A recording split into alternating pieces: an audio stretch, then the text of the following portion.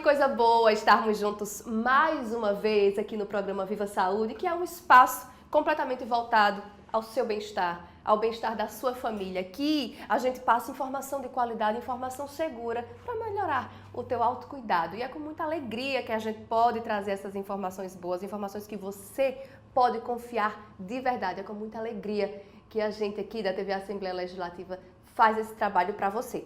Hoje, inclusive, vamos falar sobre um tema bastante comentado no nosso estado. Tenho certeza que você já pode ter ouvido falar sobre ele ou alguém perto de você já ouviu falar. Nós vamos falar sobre a lei do deputado Wilson Filho, que acabou de incluir as pessoas que sofrem da condição de fibromialgia. Elas acabam tendo agora direitos a mais, semelhantes às pessoas com deficiência. A gente vai conversar um pouco tanto sobre essa condição de saúde, sobre a fibromialgia, quanto também sobre essa lei. Vamos conhecer um pouco mais dessa lei, que inclusive ela é lei desde o dia 28 de maio, ela já foi publicada no Diário Oficial, sancionada pelo nosso governador João Azevedo, e a gente vai conhecer um pouquinho mais dessa lei com o próprio deputado Wilson Filho. Veja aí.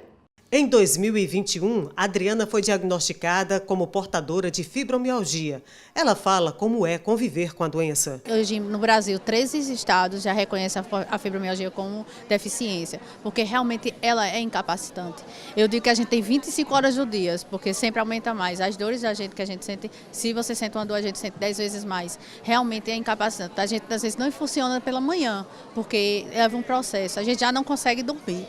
E então, o dia, a fadiga, o cansaço, a depressão, a ansiedade, a síndrome do intestino irritável, são muitas outras que vêm decorrente da fibromialgia. O médico especialista em dor, Bruno Paes, explica que os sintomas da fibromialgia são intensos em alguns pacientes. Muitas vezes esses pacientes, eles não têm só a fibromialgia, mas ele tem outras doenças associadas, doenças na coluna, osteoartrose, que muitas vezes a fibromialgia intensifica esses sintomas, né? Então, em alguns casos, sim, eu acredito que é necessário que esses pacientes precisem ter algum auxílio social, algum afastamento, em alguns momentos onde a doença está mais intensa. E, em último caso, às vezes, serem afastados definitivamente, né, do trabalho, tendo que ter auxílio por parte do INSS. Para discutir os direitos das pessoas com fibromialgia, a Assembleia Legislativa da Paraíba, através da Comissão de Constituição, Justiça e Redação, realizou nesta quinta-feira uma audiência pública. O debate proposto pelo deputado Wilson Filho defendeu a aprovação de um projeto de lei que já foi aprovado pela CCJ e aguarda ser votado em sessão ordinária da Assembleia. O objetivo da iniciativa do parlamentar é reconhecer as pessoas portadoras de fibromialgia na Paraíba como pessoas com deficiência. Sobre o tema, foi aprovado na Comissão de Constituição e Justiça, mostrando que o projeto é constitucional. E antes de ir ao plenário e acabar tendo um fim ruim, nós trouxemos esse debate, marcamos essa audiência pública com a presença daqueles que representam os pacientes com fibromialgia e daqueles que representam as pessoas com deficiência, para que a gente possa encontrar um equilíbrio, um ponto de convergência, um denominador comum e tentar valorizar os pacientes com fibromialgia sem desmerecer aqueles que têm deficiência. É a nossa intenção, ajudar, contribuir para melhorar a vida de muitas pessoas, porque quem tem fibromialgia, eu estou surpreso, o plenário está lotado, tem gente nas galerias, tem muita gente que vai acompanhar pela internet, pelas minhas redes sociais, pelas redes sociais da Assembleia. Então mostra que é um assunto que, mesmo muita gente não tendo conhecimento, é um assunto que envolve muitos paraibanos. Deputado, e o senhor tem uma previsão quando é que esse projeto voltará após essa audiência pública para apreciação e votação em plenário? Se o nosso objetivo for alcançado e a gente conseguir construir algo aqui que represente o equilíbrio dos pedidos e dos interesses, a gente já pode pedir para o presidente da Assembleia pautar na próxima reunião ordinária. Então as coisas podem acontecer de forma rápida para ajudar quem está precisando. No Brasil, as pessoas diagnosticadas como portadoras de fibromialgia são reconhecidas como pessoas com deficiência no Distrito Federal e nos estados de Alagoas, Rio Grande do Norte, Sergipe, Amapá, Amazonas, Espírito Santo, Maranhão, Mato Grosso, Minas Gerais, Acre, Roraima e Rondônia. A Paraíba é um dos 14 estados que faltam reconhecer as pessoas diagnosticadas com a doença como pessoas com deficiência. Essa avaliação é algo previsto na Lei Brasileira de Inclusão, que lá no seu artigo 2º traz essa questão de que, de fato, a equipe de avaliação multiprofissional é quem define esses impedimentos, porque está previsto também um novo parâmetro hoje sobre a avaliação, que é a avaliação biopsicossocial, onde ela hoje, de fato, junto com essa caracterização dos impedimentos, que é feito por uma equipe multiprofissional, é que vai definir se determinada comorbidade ou patologia é deficiência. Tá, então, para você, a gente conheceu agora um pouco dessa lei, né, que chega para somar, que chega para trazer mais qualidade de vida para as pessoas com fibromialgia. Pois é, e certamente você de casa já ouviu falar, já conhece alguém que tenha fibromialgia, mas muitas vezes fica na dúvida, não conhece ao certo qual é essa condição. Quais são as nuances dessa condição? Então, para nos ajudar a compreender um pouco melhor sobre a condição de fibromialgia e também nos ajudar a compreender em que situação essa lei está inserida aqui na Paraíba, de que maneira ela acaba colaborando com esses pacientes, a gente trouxe o médico Dr. Marcos Ivanovic, um médico reumatologista que está aqui conosco, nosso entrevistado aqui do programa, sempre que vem, sempre participa com frequência e é uma alegria muito grande tê-lo aqui. Dr. Marcos, obrigada pela sua participação. Um grande prazer estar aqui com vocês da TV Assembleia e à disposição sobre os temas da reumatologia, em especial hoje sobre fibromialgia, esse tema palpitante, né, controverso, e que agora traz esse novo ar de discussão e de necessidade de se debatê-lo, porque temos uma lei, né, que inclui, né, e toda lei inclusiva ela é sempre muito bem-vinda. Pois é, doutor Marcos, vamos começar então bem do princípio. As pessoas de casa que estão nos assistindo certamente já ouviu falar, ou ouviu alguém dizer que tem fibromialgia, mas muitas vezes não conhece ao certo o que é essa condição, sabe que está atrelada à dor. Então, o que é a fibromialgia? Quem é esse paciente com fibromialgia? Então, a gente entende a fibromialgia como uma síndrome de amplificação dolorosa crônica, né? Diferente da maioria das doenças reumatológicas, ela é uma síndrome dolorosa não associada à inflamação. Então a gente não tem um substrato anatômico, né? A gente tem uma condição clínica, mas não tem um substrato anatômico, bioquímico que defina, né, a fibromialgia. Existem estudos, né, dos anos 80, dos anos 90 com biópsia muscular, né, uma vez que esses pacientes têm doença muscular difusa, com biópsia muscular em fibromialgicos e não se encontrou nenhuma alteração relevante, né? Então o fato é que a doença está mais no campo da neurotransmissão, é uma desregulação na neurotransmissão. Neurotransmissores como serotonina, que são protetores contra a dor, estão diminuídos, enquanto que neurotransmissores como glutamato e a substância P, o neuropeptídeo algogênico, eles estão elevados nos pacientes fibromialgicos. Então, a fibromialgia tem esse espectro de uma doença que tem dor crônica baseado não em inflamação, em citocina, né? Não existe alteração em PCR, em VHS, em pacientes fibromialgicos, esse marcador que a população mais ou menos conhece, né, como marcador de inflamação, mas eles têm serotonina baixa e eles têm substância P alta.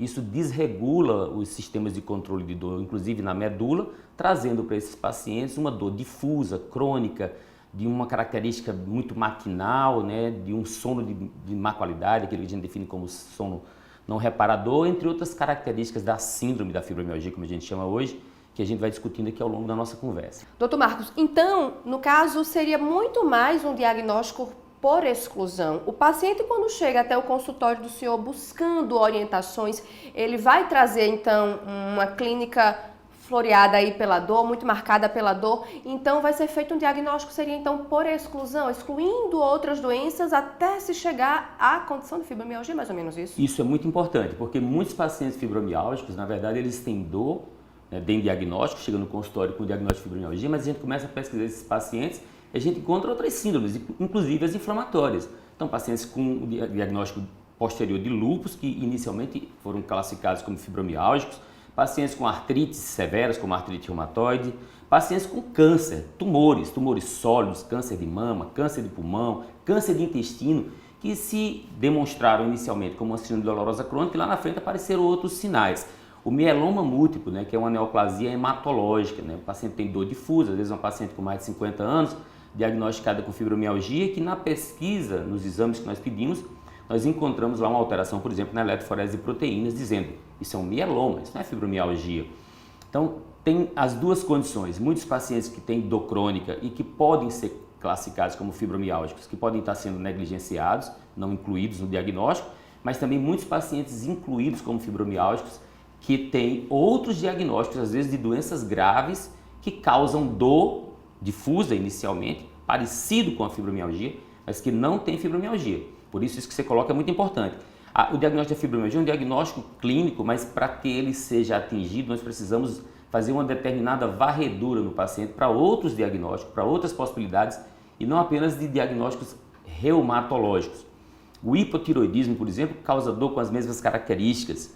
Deficiências de algumas vitaminas, como a vitamina B12, como a vitamina D, causam dor com características semelhantes, tratamentos totalmente distintos. Lembrar que a maioria dos pacientes fibromialgicos são pacientes que trazem consigo um conflito de vida, que pode ser da semana passada, do mês passado ou da sua infância. Então é muito importante esse suporte psicológico para o paciente fibromiálgico. Às vezes o psicólogo, o psiquiatra, né, e o reumatologista que atende fazendo a boa clínica, a boa psicologia clínica, ele pode influenciar positivamente, fazer esse paciente melhorar mais do que remédio, do que droga, né? Então, um paciente complexo que traz, né, a necessidade de investigação e sendo esse diagnóstico, como você falou inicialmente na sua fala, muito bem colocada, um diagnóstico de exclusão.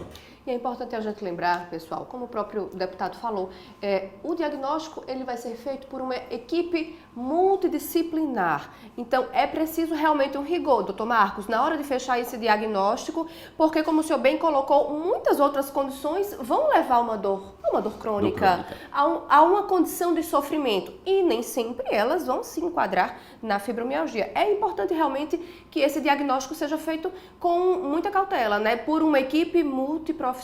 Perfeito. Inclusive porque nós não temos um marcador.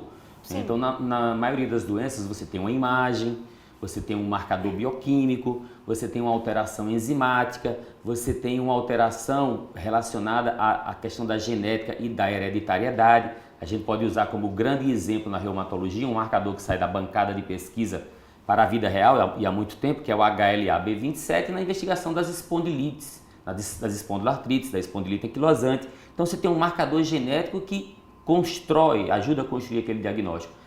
Tudo indica que a genética, né, tem a favorecer na ocorrência da fibromialgia. Mas, por enquanto, a investigação genética que foi feita é da ocorrência de casos de fibromialgia dentro de um mesmo grupo familiar. Mas o marcador específico nunca foi determinado. Então, até aqui, nós não temos um marcador genético, nós não temos uma imagem, nós não temos uma alteração bioquímico-laboratorial. Então, o diagnóstico é absolutamente clínico. Assim como um psiquiatra fazendo um diagnóstico de depressão. Para diagnosticar depressão, o psiquiatra não bota o paciente numa máquina, não colhe sangue, é um diagnóstico baseado num conjunto de características que são características clínicas. O senhor falou também que existe, muitas vezes, o sofrimento psíquico pode levar também à fibromialgia, mas em caráter também de uma doença psicossomática, poderia também se manifestar dessa forma? Sim, sim. Então, assim, quando a gente conversa com o paciente fibromiálgico, né, é habitual que deveríamos, né, é assim que nós fazemos nos nossos consultórios, somos orientados no nosso aprendizado ainda nas residências e orientamos os nossos alunos e residentes nesse sentido, né? Tente entrar um pouco na vida do paciente. Então, faz parte da conversa com o paciente querer saber como é que anda a sua vida de família, como é que anda a sua vida laboral, né, a sua atividade laboral, o seu trabalho, se ele está feliz com o que faz, se ele é bem tratado no ambiente de trabalho dele, se ele está sofrendo algum assédio, todas essas condições que não vão bem na vida do paciente, do ponto de vista laboral, trabalho, e o não laboral, que tem a ver com o lazer, a sua relação familiar, elas podem ser sim geradoras de dor crônica. A gente às vezes diz que a fibromialgia parece ser uma dor da alma. É um paciente que tem uma dor espiritual da alma, tem a ver com sofrimento, alguma decepção na história de vida, alguma decepção consigo mesmo, um sofrimento interior, né? E a gente tem que tentar modular esse sofrimento, né? Com o diálogo, com a conversa, com a explicação. O paciente ele não sabe o que é aquilo. É você que é médico e que é acostumado a tratar esses pacientes que tem que explicar aquilo para ele. Ele não sabe que a doença pode estar relacionada com esse sofrimento lá da infância. É você, é o psicólogo, é o psiquiatra, é quem age junto desse paciente que precisa passar isso para ele e dar importância a esse evento, né?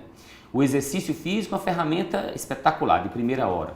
A gente não conhece pacientes fibromialgicos que deixam de sentir dor apenas tomando remédios, mas a gente tem muitos pacientes que deixaram de tomar remédios, deixaram de sentir dor, porque fazem ou aderiram a um programa de exercício contínuo, regular. A gente vai a um rápido intervalo, mas não sai daí não, que daqui a pouquinho nós vamos falar sobre as condições de tratamento da fibromialgia. Vamos conversar um pouco mais também sobre essa lei, saber quais são os direitos que as pessoas adquirem a partir de agora. Então não sai daí que a gente volta já já com mais Viva Saúde. Até já!